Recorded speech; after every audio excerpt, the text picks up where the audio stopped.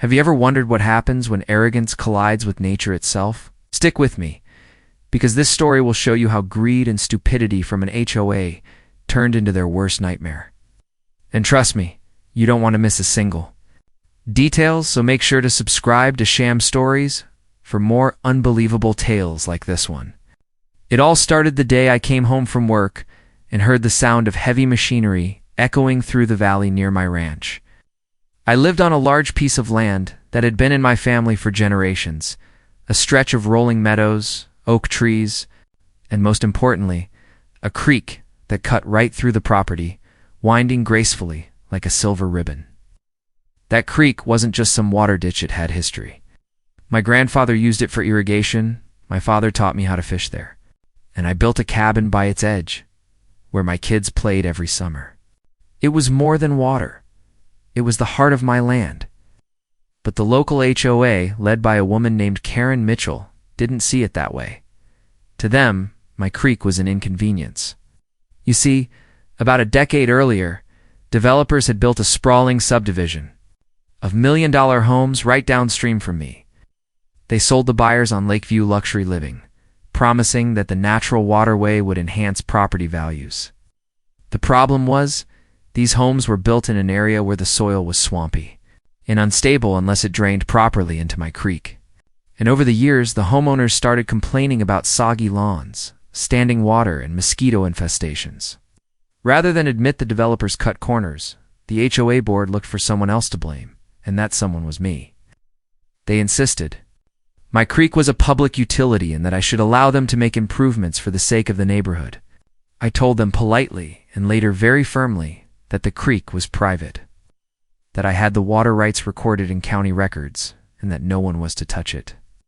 But Karen, who had been HOA president for 3 years, had a way of thinking rules only applied when she enforced them. She saw herself not just as a neighborhood leader, but as some kind of queen over the whole valley. She wanted that creek under her control, and she wasn't going to take no for an answer.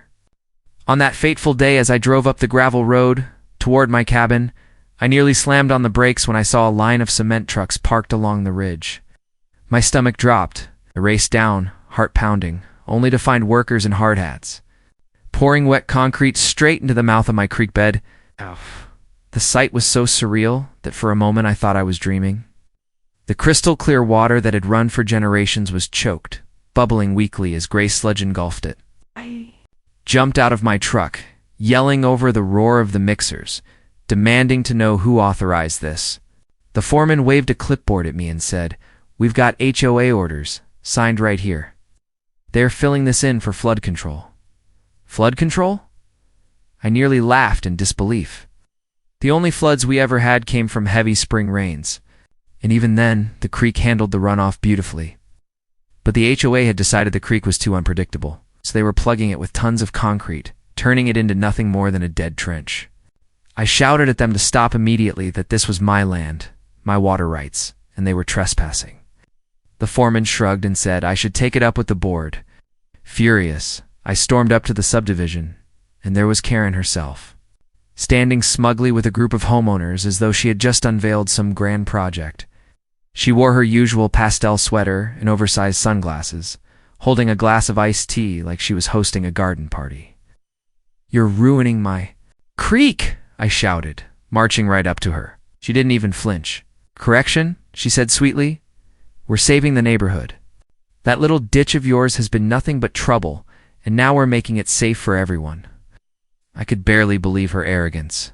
I explained again that this was private property, protected under county water rights law. Her smile tightened. "Well," she said, "the board voted, and we determined the HOA has jurisdiction over environmental hazards. If you don't like it, call your lawyer." Then she turned her back on me as though I was some insignificant nuisance. By the time I called the sheriff, the damage was already underway. The deputy came out, but when he saw the HOA paperwork, he hesitated. They claimed it was emergency infrastructure work, and without a court order in hand, the deputy said there wasn't much he could do. My rage was boiling over as I watched truck after truck dump concrete into the lifeblood of my land. By nightfall, my creek was gone. The water had been forced into a shallow diversion, spilling awkwardly over my lower fields. And the rest of the bed was a solid, ugly scar of gray stone. I felt like something inside me had been killed along with it. My kids cried when they saw it. My father, who was visiting that weekend, just shook his head in disbelief, muttering, "They've got no idea what they've done, because here's the thing. Nature always fights back." The HOA thought they were fixing a problem, but by choking off the natural drainage, they had just signed the death warrant for their fancy million-dollar homes. Within a week, the first storm rolled in. Rain poured over the valley, just as it always had. But instead of draining peacefully into the creek, the water backed up like a clogged sink. My fields flooded ankle-deep, but I was on high ground. Downstream, however, was a different story. Lawns turned into marshes, basements filled with water. Foundations groaned as the soil swelled with trapped rain. By the second storm, the subdivision looked less like a luxury neighborhood and more like a swamp village. Homeowners panicked, calling emergency services, demanding to know why their insurance wasn't covering the mess. And there was Karen, suddenly less smug, scrambling to convince everyone this was just a temporary setback. I knew better. They had destroyed a delicate system that had worked for hundreds of years. And now, nature was collecting its debt, one soggy million-dollar house at a time. But I wasn't going to just sit back and let them get away with it. No, I was going to make sure everyone in the county knew exactly who was to blame. And I was going to hit the HOA where it hurt the most, their wallets.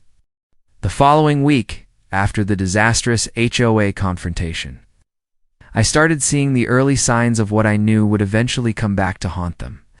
Because when you interfere with nature, it always finds a way to reclaim what belongs to it. At first, it wasn't obvious. The concrete in the creek seemed solid. The HOA members were walking around with smug looks as if they had accomplished some grand environmental victory. And Karen strutted down the neighborhood streets announcing to anyone who would listen that the mosquito-infested drainage problem had finally been solved thanks to her leadership. What none of them seemed to grasp was that they hadn't solved a problem, they had created a monster. Within days, small puddles started forming in areas of the neighborhood where they had never been before, particularly near the low-lying backyards of several million-dollar homes built along the edges of the creek bed. The water that once flowed naturally through my creek now had nowhere to go, so it seeped outward into the soil, rising slowly but persistently until patches of grass squished underfoot like soggy sponges. Homeowners began calling landscapers, thinking maybe it was just irrigation issues or a busted sprinkler system. But the truth was written on the land itself. They had blocked the artery, and the neighborhood was starting to drown in its own arrogance. I watched it all with a strange sense of satisfaction mixed with concern, because while I didn't want innocent families to suffer from the stupidity, I also knew this was the only way anyone was going to learn just how reckless their actions had been. By the second week, the smell started. Standing water is a breeding ground for bacteria, algae, and insects, and sure enough, green patches of scum began to float across the surface of water that had collected in lawns and decorative gardens. Families who had once taken pride in their pristine backyards were now dealing with swarms of mosquitoes so thick that you couldn't stand outside for more than 5 minutes without being eaten alive. It didn't take long for tempers to rise. At one of the HOA's regular meetings, which I wasn't invited to but heard all about from a neighbor who thought Karen was full of herself, several residents demanded answers. Why is my yard turning into a swamp? One furious homeowner had apparently yelled, waving pictures of his flooded basement. Another accused Karen of rushing the decision without consulting engineers or the county's water management office. Karen, being Karen, tried to deflect, saying the problem had nothing to do with the creek and was simply a case of unusual seasonal rains. But anyone who lived in the area long enough knew this was a lie. We had average rainfall, nothing out of the ordinary. The only thing out of the ordinary was the massive concrete plug they had poured into the only natural drainage system the land had. By week 3, things escalated. I came home one afternoon to find 3 homeowners and hip waiters standing knee-deep in their own backyards, trying to pump water out with gas-powered sump pumps. The air smelled like rotting vegetation, and one man told me his foundation was already showing cracks from the water pressure building up around his basement walls. I simply nodded, knowing this was only the beginning. The following day, I received an envelope on my porch. Wasn't a letter from the HOA, but rather a desperate note from one of my neighbors, asking if I had noticed anything strange with the creek and whether I knew what was causing the flooding. I debated whether to tell him the truth outright, but before I could even craft a response, I noticed heavy machinery rolling into the neighborhood, bulldozers and backhoes, rented by the HOA to try to fix the problem, except, rather than undoing their mistake, they doubled down. Instead of removing the concrete, they decided to build a series of trenches and drainage ditches throughout the neighborhood to redirect the water. The result was chaos. Water that had once flowed neatly down my creek now snaked across people's lawns in ugly scars of muddy trenches, leaving behind even more standing pools and killing swaths of grass. One family tried to complain directly to Karen, but she shut them down in her usual condescending tone, claiming sometimes progress looks messy before it looks perfect. Perfect. It was a disaster zone. By the fourth week, I couldn't believe how fast it all unraveled. The once proud neighborhood of million-dollar homes now looked like something out of a post-apocalyptic movie. Lawns were flooded, mosquitoes swarmed in thick clouds, and the smell of mold and mildew seeped out of basements that had become unlivable. Real estate agents who once bragged about selling homes in this prestigious lakeside community suddenly had listings sitting untouched for months because no buyer wanted to invest in a swamp. I even overheard one agent mutter at a showing, "Honestly, the resale value here is dead until they fix that creek." Karen, meanwhile, became increasingly desperate. She tried organizing volunteer crews to dump gravel and sandbags into flooded areas, but all that did was redirect the water even further, making the situation worse for different houses. Residents who had once adored her began turning against her, whispering in frustration that she had single-handedly ruined their investment. I couldn't help but notice that the higher HOA fees they charged for beautification projects were now being wasted on failed attempts to undo what should never have been done in the first place. It was poetic justice at its finest. What really set things over the edge was the storm. Late one night in the fifth week, a summer thunderstorm rolled through, bringing heavy rain for nearly 3 hours straight. Normally, the creek would have handled the runoff effortlessly, but with the concrete blockade in place, the water had no escape. By morning, I woke up to find that entire streets in the neighborhood were underwater. Cars sat half-submerged in driveways, gardens were destroyed, and some basements had flooded so badly that residents had to evacuate temporarily. The HOA board held an emergency meeting that afternoon where residents finally snapped. Voices were raised, accusations flew, and even some of Karen's closest allies demanded she step down as president. Karen refused, of course, clinging to power like a drowning sailor clinging to a broken plank of wood, insisting that everything was under control and the situation was only temporary. But the residents weren't buying it anymore. That same week, I started receiving calls from neighbors I barely knew, all asking me about the history of the creek and whether I had any idea how to fix what had gone wrong. It was ironic. Same people who had once mocked me, fined me, and cheered when the HOA poured concrete into my creek were now begging me for advice. I played it cool, telling them I'd think about it, but deep down, I knew this was only the start of their reckoning. Nature had been patient, but it had a way of making itself heard.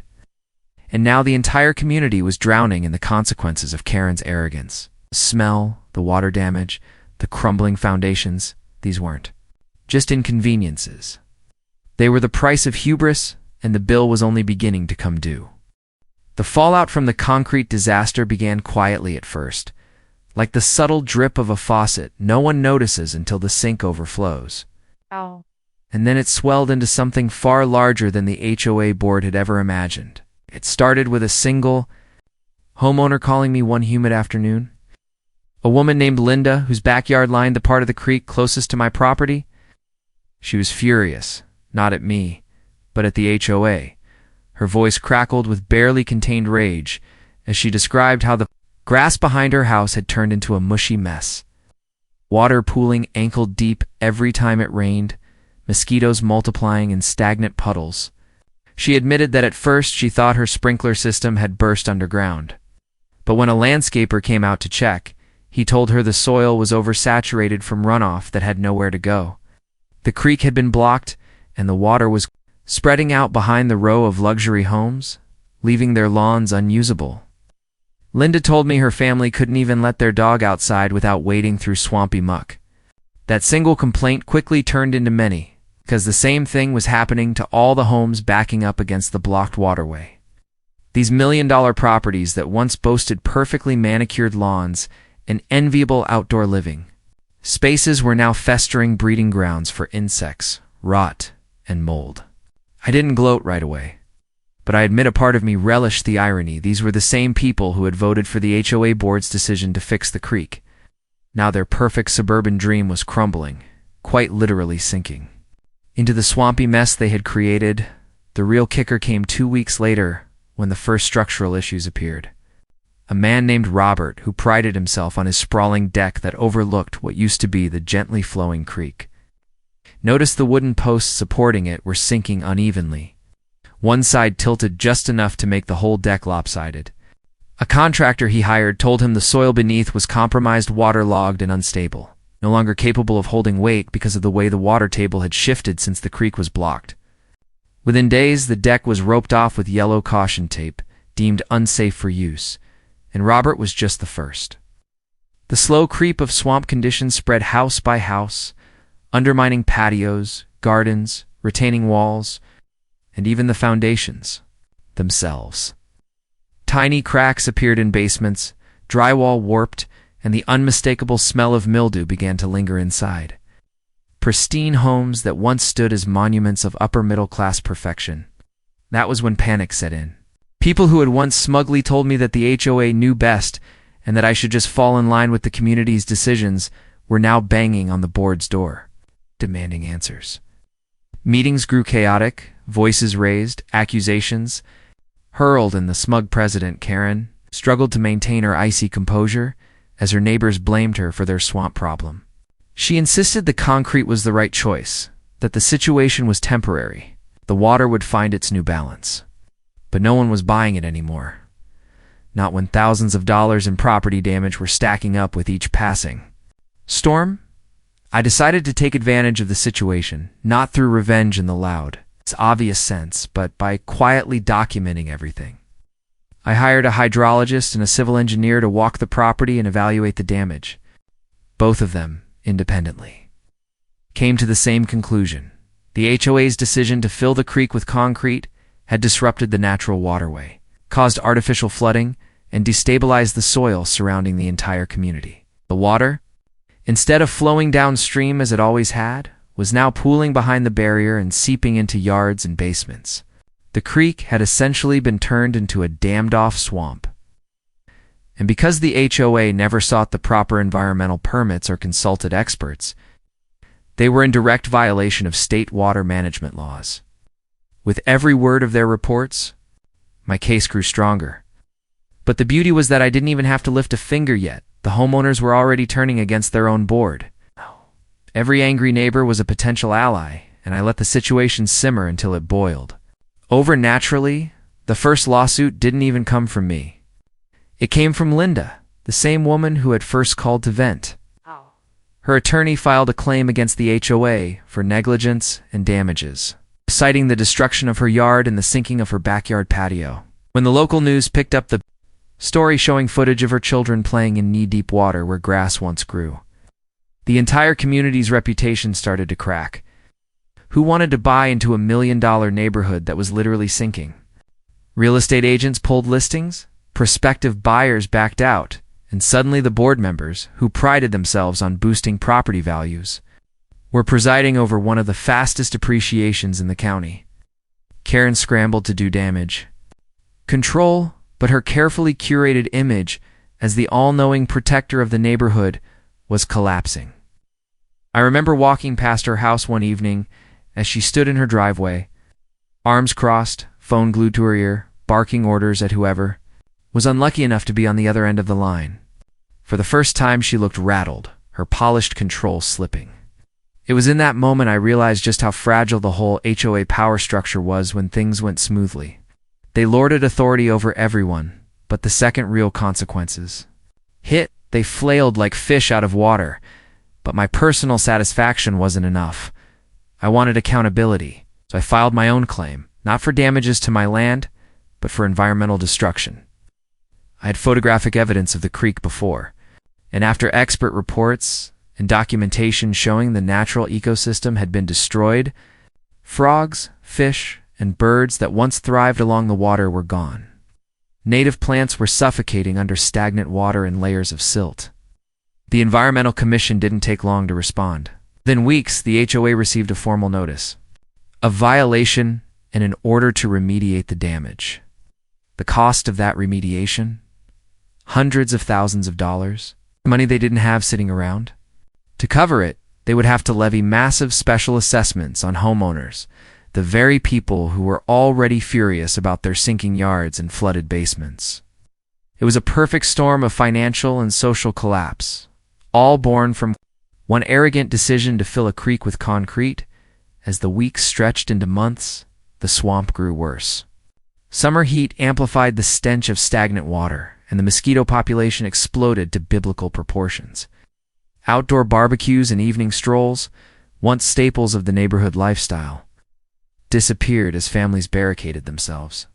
Indoors, homeowners who had once bragged about their waterfront lots now avoided their own backyards like they were toxic. Realtors whispered about how property values had tanked by nearly 30% in just a season. Banks grew nervous about lending in the area. The community that had once been billed as an exclusive, idyllic retreat now carried a reputation of being unlivable. And through it all, Karen clung stubbornly to her role, refusing to admit she was wrong, lashing out at anyone who questioned her and insisting the situation was exaggerated. But even her staunchest allies had turned their backs. Meetings that used to end with applause now ended with shouts of "resign," and "you ruined us." Her reign as HOA president was teetering on collapse. Meanwhile, I kept my cool. I attended every meeting, sat quietly in the back, and took notes. I didn't need to argue or gloat. Reality was doing all the talking for me. My once solitary fight against the HOA had become a collective revolt, and every homeowner suffering under Karen's mistake added fuel to the fire. It was only a matter of time before the entire board faced the reckoning they so richly deserved. As the weeks passed, the weight of what the HOA had done began to show itself in ways even they hadn't anticipated. And while I had been documenting everything and preparing my case for the inevitable legal battle, nature itself had begun to take its revenge on their arrogance, because the once carefully groomed lawns that lined the lakeside community now resembled marshland, soggy and unpredictable, with ornamental trees leaning dangerously and flower beds turning into muddy puddles where mosquitoes bred freely. And residents who had once scoffed at me now found themselves fighting swarms of biting insects just to sit on their porches, while others discovered mold creeping into their basements as water seeped through the foundation of million-dollar homes that were never built to withstand such saturated soil. And I'll admit there was a grim satisfaction in watching it all unfold. Not because I wanted innocent people to suffer, but because they had all rallied behind this reckless decision, and now they were facing the consequences they thought they were immune from. Though my satisfaction didn't dull my determination to hold the leadership of the HOA accountable in court, where the real reckoning was going to take place. And as I prepared my legal filings, I received an unexpected visit one evening when a couple from down the road, the Parkers, showed up at my porch with worried expressions and muddy shoes, explaining that their house had developed cracks in the drywall and a musty smell was rising from the crawl space. And though they hadn't supported me before, they now wanted my help, asking if I could tell them what was happening and whether it had anything to do with the creek, and I told them honestly that yes. It had everything to do with the creek because by filling it with concrete, the HOA had disrupted the natural drainage system that had been in place for centuries, forcing water to pool beneath their homes. And while they were shocked at the explanation, they quickly realized the implications that if I was right, then their $1 million investment was in danger of collapsing into ruin. And soon enough, Word spread that I had the answers the HOA was too cowardly to give, so one by one more neighbors came by to speak with me, and I found myself reluctantly acting as a consultant, explaining the science of water flow and soil saturation, showing them the before and after photos I had taken, and even pulling up old maps of the property that showed where the creek had once carried rainwater safely out to the river. And as these neighbors began to understand the truth, they also began to turn against Karen and the board, questioning why they had ever agreed to such a foolish project. But of course, Karen wasn't about to take that quietly, because she doubled down on her propaganda, sending out newsletters claiming that I was lying. The flooding was the result of unprecedented rainfall and not the HOA's actions. And she even called a special meeting where she stood on a makeshift podium and declared that anyone who sided with me was against the community, trying to pit neighbor against neighbor. But the cracks in her authority were as visible as the cracks in the Parker's drywall, because fewer people were buying her excuses, especially when I began circulating copies of the environmental report I had commissioned, which explicitly stated that blocking the creek had caused water to accumulate in the soil, and that the damage would continue to worsen unless the concrete was removed. And armed with this document, I filed my lawsuit, naming the HOA and its board members personally liable for the damages to my land and for the environmental destruction they had caused. And while Karen mocked me in public, saying it was a frivolous case, the quiet panic in her eyes told a different story, because she knew that if the court ruled in my favor, the entire financial burden of repairing the creek and compensating homeowners might fall on the HOA's shoulders, which meant massive fee hikes that would devastate her carefully curated image of leading a prosperous community. And in the meantime, nature continued to expose her lies, because what had begun as soggy lawns evolved into outright swamps, with stagnant pools of water attracting frogs and snakes, while certain driveways began to sink slightly into the softened ground.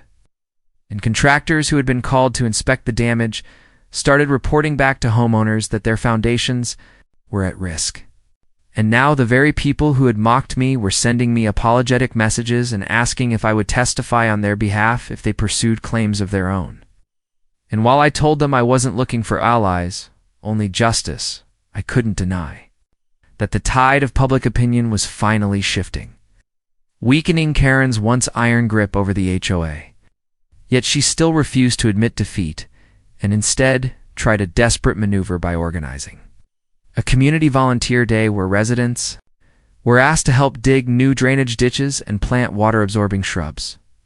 But the effort was laughable compared to the scale of the problem, like trying to plug a sinking ship with Band-Aids, and when heavy rains came again, those makeshift trenches filled up within hours, overflowing into backyards and carrying mulch and debris straight into people's garages, leaving them furious at the humiliation of having to deal with flood damage in homes they once considered prestigious investments. And through it all, I stood my ground, calm and steady, because I knew that patience was my weapon here, the kind of patience Karen and her cronies lacked. And while they scrambled to cover up the disaster they had created, I was steadily building my case, gathering witness statements, photographing every new instance of flooding, and preparing to show the court not only how the HOA had destroyed my creek, but how their arrogance had turned their own $1 million neighborhood into a swamp. And by the time the HOA board members realized the depth of the trouble they were in, it was already too late, because I had everything I needed to expose them. And for the first time since this war began, I knew the balance of power had shifted decisively in my favor. The weeks following my explosive presentation at the town hall brought an eerie kind of silence from the HOA. But beneath that silence was the kind of plotting that only comes from people who have been embarrassed and are desperate to reclaim their power. And I knew Karen and her board were not the type to accept defeat without scheming up something underhanded. I remained alert while still enjoying the fact that, for the first time in months, the wider community seemed to understand just how reckless and greedy the HOA had been when they ordered the creek behind my land filled with concrete.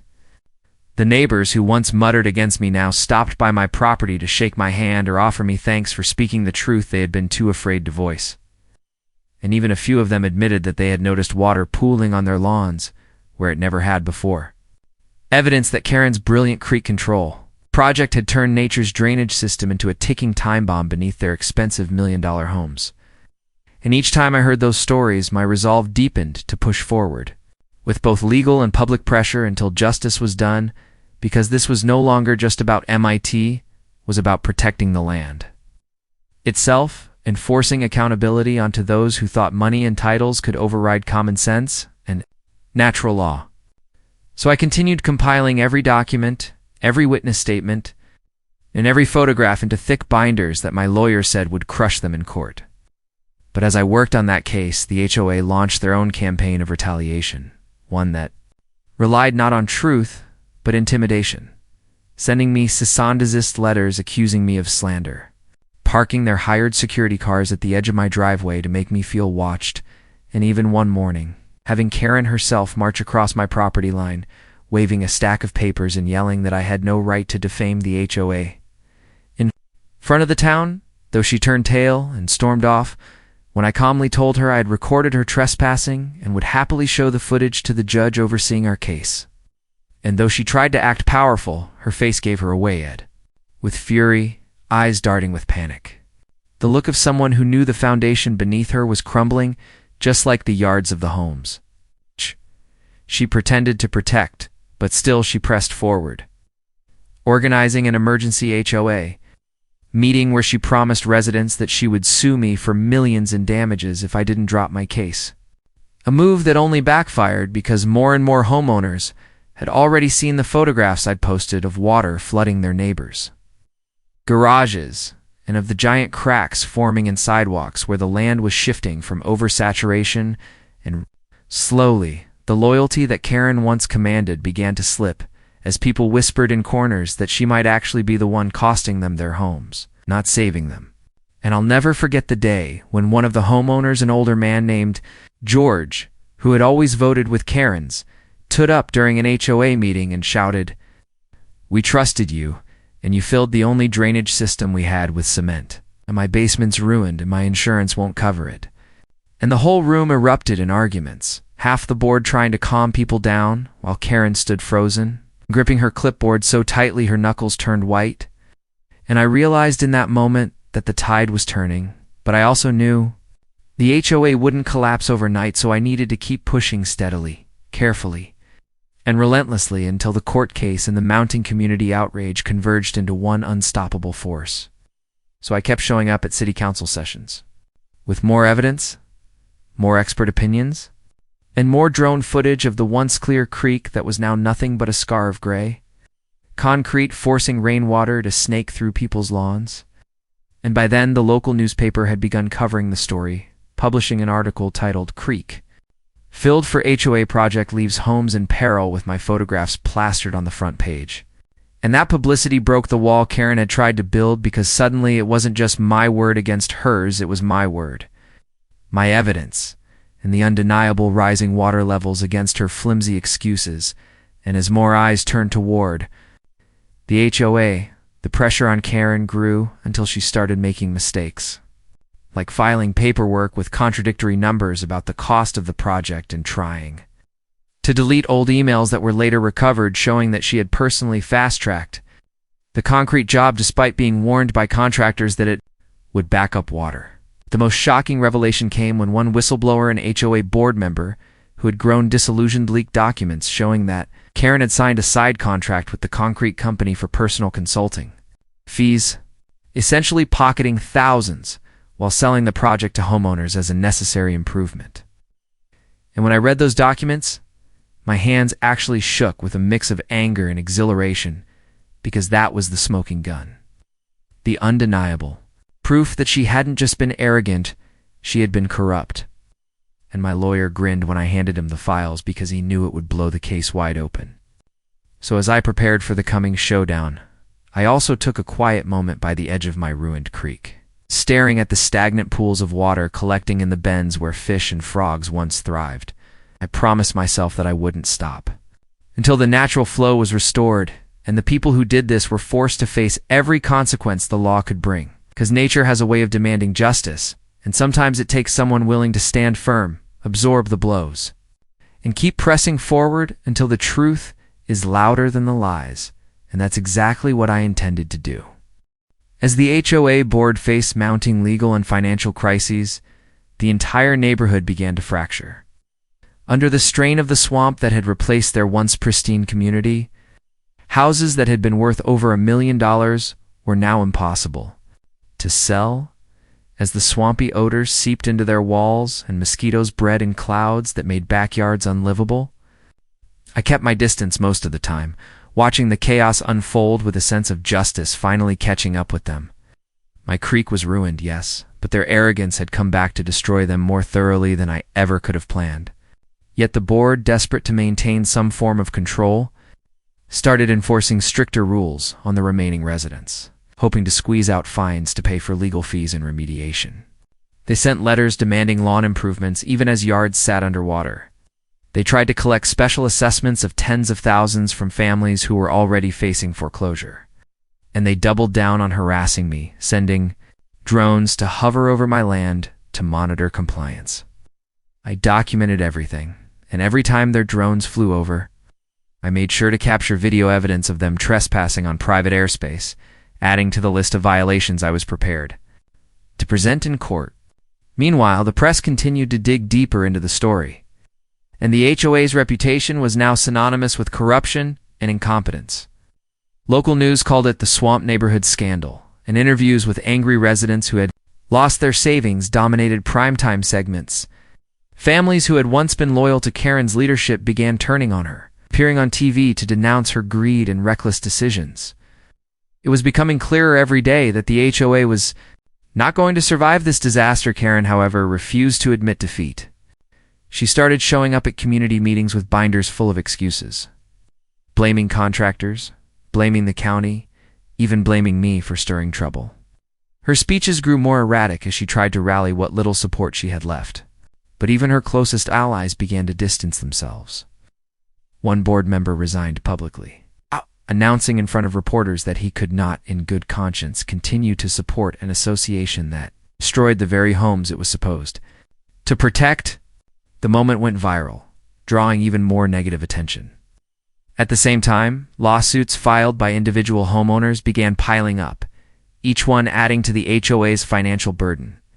Insurance companies refused to cover damages, citing negligence, and banks started pulling out of deals to finance new homes in the area. The neighborhood, once advertised as a luxury lakeside paradise, was now seen as a cautionary tale of how greed and mismanagement could collapse a community. As all of this unfolded, my attorney worked tirelessly to make sure my own case was airtight. We built a timeline of events starting from the HOA's illegal decision to fill my creek with concrete, supported by photographs, videos, eyewitness testimony, and official reports from environmental agencies.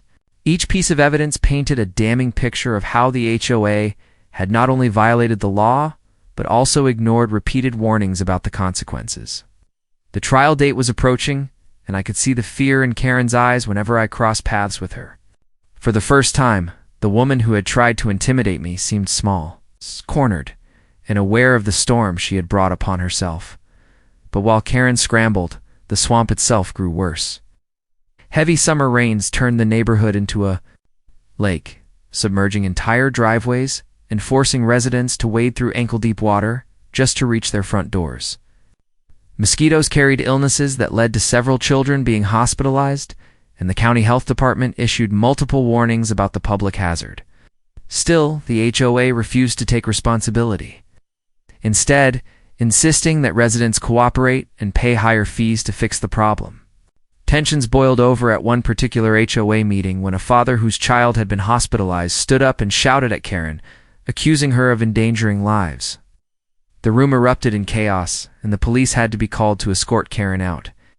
After she refused to adjourn the meeting, videos of the incident spread online, making her a symbol of HOA corruption on a national scale. Advocacy groups picked up the story, citing it as proof of the dangers of unchecked HOA power, and even state lawmakers began proposing new bills to regulate associations more strictly. In a strange way, my battle with Karen had grown into something larger than myself. It had sparked a wider movement against abusive HOAs across the state. Despite everything crumbling around her, Karen clung to her delusion of control. One afternoon, she marched up to my property line and shouted across the fence, accusing me of orchestrating the downfall of the entire neighborhood. "You think you've won, but this isn't over," she yelled, her voice trembling with anger and desperation. I didn't respond. I simply recorded her meltdown and sent the video to my lawyer. Every outburst she made became another nail in her legal coffin. At this point, it wasn't about revenge for MIT, it was about ensuring accountability. They had destroyed my creek, ruined an ecosystem, and endangered families. Justice had to be served, and I wasn't going to let Karen escape responsibility by playing the victim. My attorney filed motions to freeze the HOA's accounts, ensuring they couldn't drain funds to cover personal expenses, and the judge granted them. Suddenly, Karen and her cronies found themselves with no financial safety net. Unable to pay off mounting debts or silence critics, they were trapped in the mess they had created. And there was no way out but through the courts.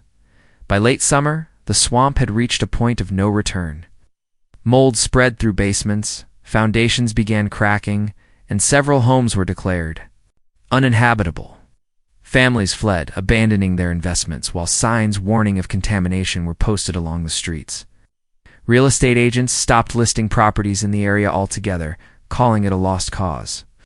I visited the edge of the swamp one evening, looking at the houses that once symbolized pride and wealth, now rotting in water and neglect.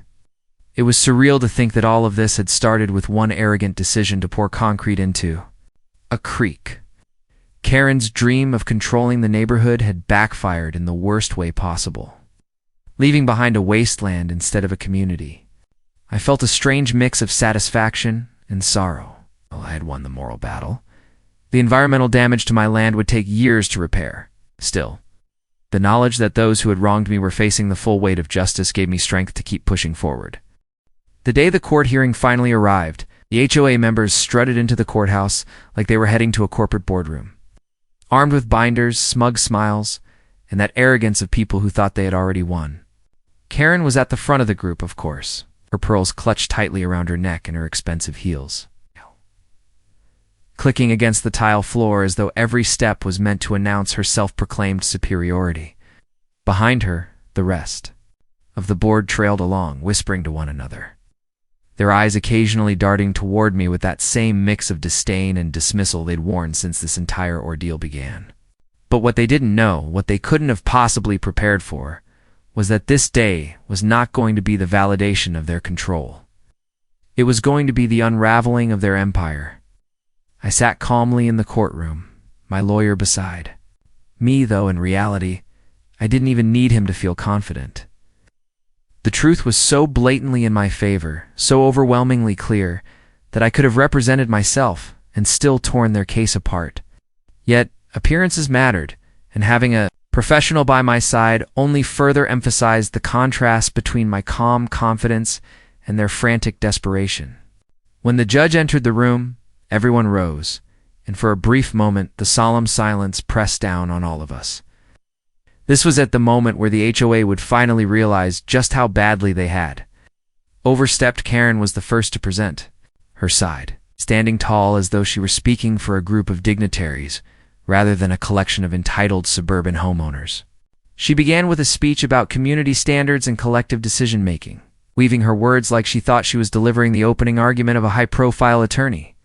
She painted me as the villain, claiming I had been warned repeatedly about environmental violations, and that I had recklessly altered the natural flow of the creek without the HOA's permission. The irony of her argument nearly made me laugh aloud because the evidence against them was so damning it almost felt like a parody.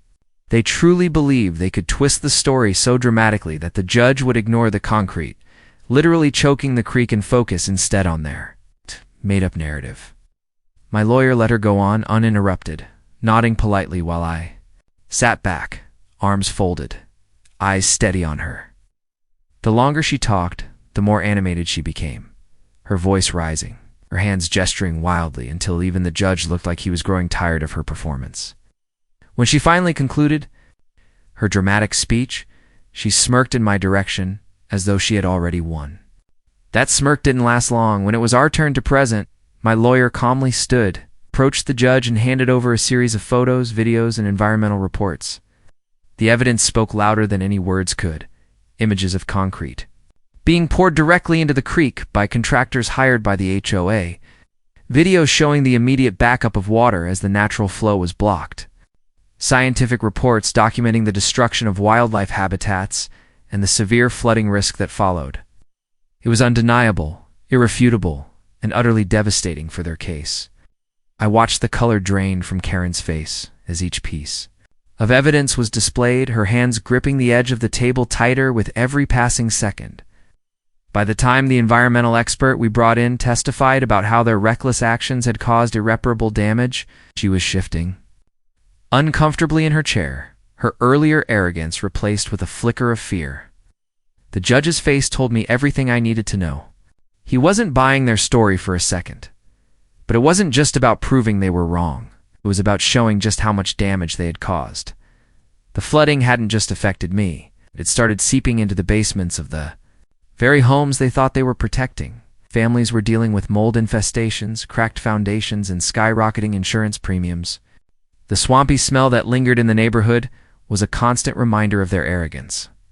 And the property values, those golden numbers they clung to as justification for everything, were plummeting. Realtors testified that houses once valued at $1 million were now struggling to sell at a fraction of that price, all because of the swamp that now surrounded the community. By the time the full scope of their recklessness was laid bare, the room was silent. Even their own supporters sat with their heads lowered, unable to defend what had become undeniable. When the judge finally delivered his verdict, his words cut like a knife. The HOA was found fully responsible for the environmental damage, the flooding, and the loss of property values. They were ordered to pay for the restoration of the creek, compensate me for damages, and cover the expenses of the affected homeowners. The number was staggering, millions of dollars in restitution that would bankrupt their entire operation. Karen's face crumpled as though the weight of everything had finally crashed down on her at once. Her reign, her control, her carefully cultivated image of superiority was all gone in an instant. I felt no sympathy. They had brought this on themselves. This was simply justice being served. News of the ruling spread like wildfire through the town. Within days, the once feared HOA was the subject of ridicule, their downfall becoming a cautionary tale for other communities. Reporters camped outside the neighborhood, capturing footage of the swampy mess that their decisions had created, broadcasting it to the entire state as a symbol of greed and arrogance collapsing under its own weight. Homeowners who once supported Karen now turned on her, demanding her resignation, shouting at her in public, and even filing their own lawsuits against her personally. The once pristine neighborhood became a ghost of itself, with "for sale" signs popping up on every other lawn, though few were eager to buy property in what had become known as Swamp Creek Estates. For me, though, it was more than just vindication. It was a reminder of the importance of standing your ground when you know you're right. I hadn't just fought for myself. I had fought to expose corruption, arrogance, and the destructive power of unchecked authority. As I walked away from the courthouse that day, the sun shining down on me, I felt lighter than I had in months. The creek would be restored, the land would heal, and my life would finally return to peace.